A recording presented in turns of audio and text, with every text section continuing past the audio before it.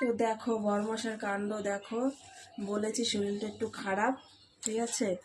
তো দেখো কি এনেছে, এই যে কুলে কাটা শাক এনেছে। বলে এগুলো এগুলো মানে রস করে খেতে। কি হয় রস করে খেলে আমি তো জানি না, এগুলো রস করে খেলে কি হয়।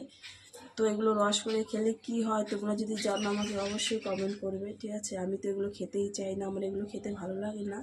তবুও আমার বরমশাই আমাকে জোর জবরদস্তি করে খাওয়ায়, বলে এগুলো খাওয়া ভালো, এগুলো খাওয়া ভালো।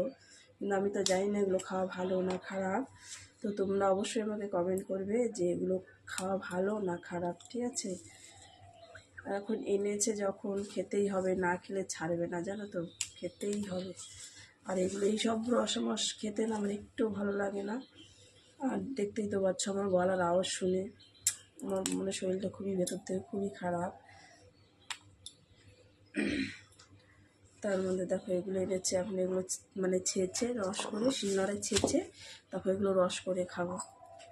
কী হয় এগুলো খেলে বাবা আমি জানি না, তোমাদের যদি জানা থাকে তো বলো। তো চলো টাটাগুলো এখন ছেঁচে খাই, কি আর করবো, এনেছে এখন খেতেই হবে, কিছু করার নেই।